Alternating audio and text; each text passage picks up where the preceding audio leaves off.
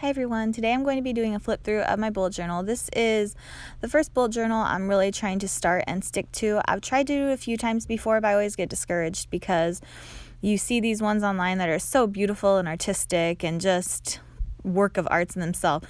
And I'm just unfortunately not that artistic, and so I've always just kind of quit doing them, but I really love the method and I think it's awesome and really kind of fits my personality great in a lot of other ways, so I really wanted to give it a go this time. You can always already see on the very first page I made a mistake, and at first that drove me crazy. I forgot to put an E in remember, and I was just like, oh, this isn't gonna work, but I just want to persevere and give it a go and just realize I don't have to have things perfect all the time. So the way I'm doing my layout is I'm starting first with things that I want to always have with me. So I'm kind of going in time span from the longest amount of time to the shortest. So I'm starting first with stuff that I always want. So I have my mission statement and my goals page, which are two things that I just find important to be able to refer back to. I like to kind of read through those daily just to remind myself of kind of lifetime missions and goals. And so my goals, I'm pretty much on this page going to fill them up with lifetime goals, I think, but we'll see. It might morph into short-term goals. We'll see how quickly I fill it out. Okay, and so here on the next page, I have a page for scripture and a page for prayer. So what I plan on putting here is in the scripture on the actual page itself, I'm going to write scriptures that I refer to often or I like to read on a daily basis.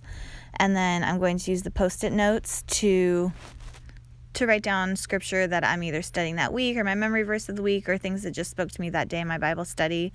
And then on the prayer page, I'm going to write down prayers from the Bible on the page itself, and then using Post-it notes, I'm going to put the people and causes that I'm currently praying for.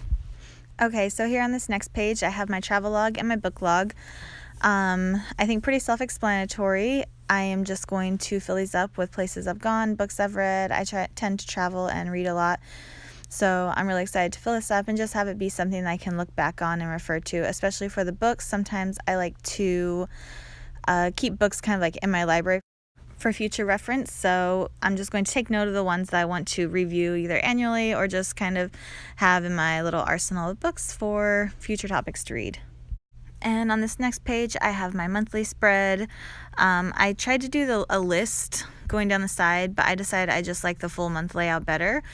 For this, I just started with the Monday start date, and I'm just going to put my recurring events on the bottom and then my unusual appointments and stuff on the top part of the box. So I just kind of like to visually keep it separate like that, and it just helps me to kind of be able to see everything at one time. And I'm not putting my typical daily events or things like that in here because I kind of just like to have a large overview of the month. I'm going to keep those in my daily spreads.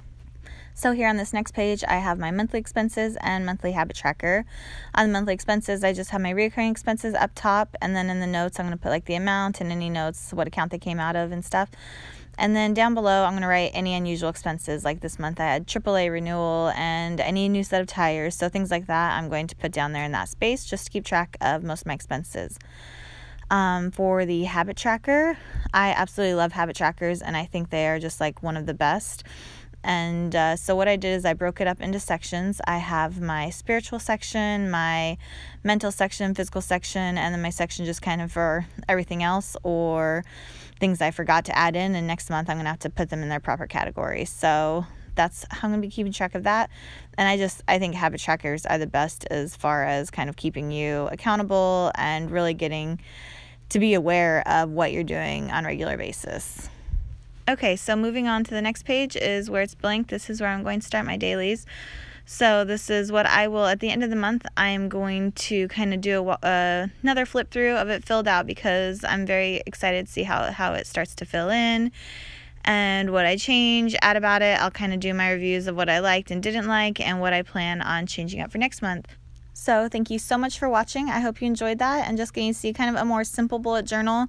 I hope as the time goes on I can get a little more artistic and it can look a little more beautiful, but I'm excited to show people that you don't have to be an artist to be able to do a bullet journal. So thank you so much for watching, and I will be seeing you soon. Bye.